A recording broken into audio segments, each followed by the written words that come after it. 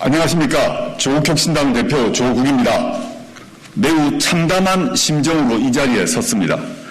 윤석열 대통령의 8.15 광복절 경축사를 듣고 저는 오늘이 며칠인지 의아했습니다.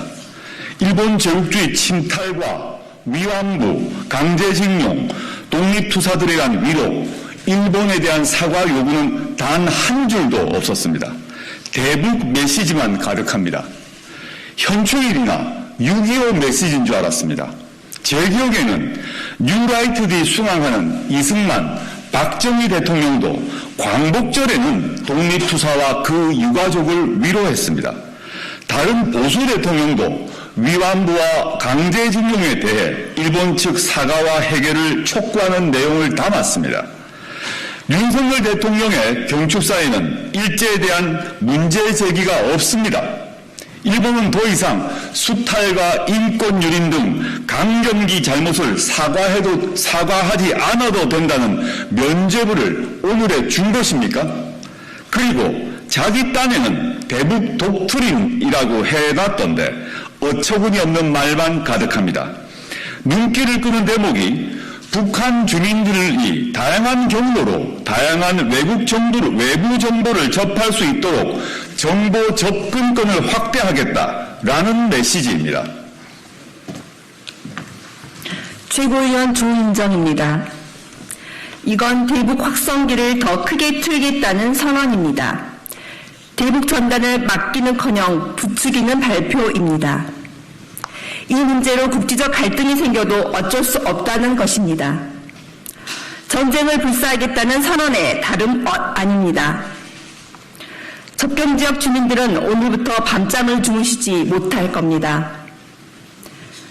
경축사의 야당과 시민사회에 대한 적의만 가득합니다.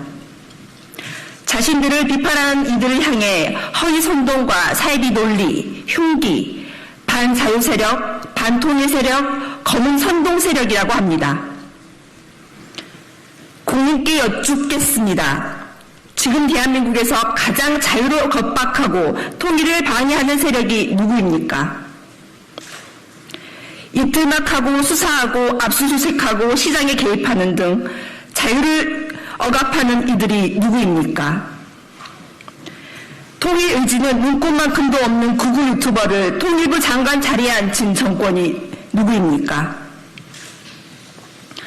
정말 궁금한 것은 왜 이 시점에 느닷없이 대북 메시지만 잔뜩 냈는지입니다. 전형적인 뉴라이트 수법입니다. 친일 문제가 부각되면 그들은 친북 문제를 내세웁니다. 윤석열 정권은 친일 뉴라이트 인사들을 대거 중용한 게 들통나서 궁지에 몰리자 갑자기 북한 이야기를 꺼내들었습니다. 최고위원 김선민입니다. 친일을 북한으로, 이슈를 이슈로 덮으려는 얄팍한 꼼수입니다. 국민이 모를 것 같습니까? 오늘 대통령 경축사 중 놀랄만한 대목이 나옵니다. 1945년 일제의 패망으로 해방이 되었지만 이라고 했습니다. 임시정부와 독립군의 투쟁, 국민의 저항은 이 한 줄 앞에서 속절없이 의미를 잃습니다. 이들 뉴라이트에게 해방은 우리가 쟁취한 것이 아니라 일본이 패망해서 이루어진 것에 불과합니다. 이게 대한민국 대통령 독트린입니까? 아니면 조선 총독부 총독의 공산당을 물리치자 성명서입니까? 그도 아니면 일본 구구단체 수장의 입장문입니까?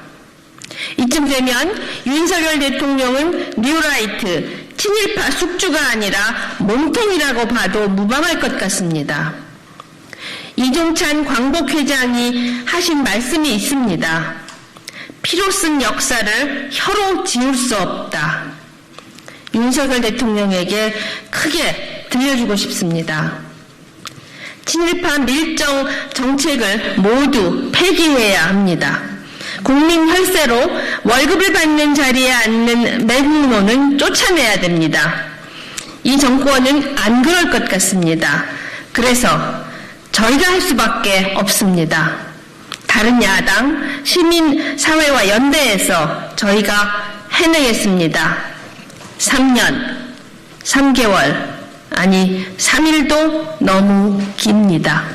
감사합니다. 네, 수고하셨습니다. 예, 맛있죠.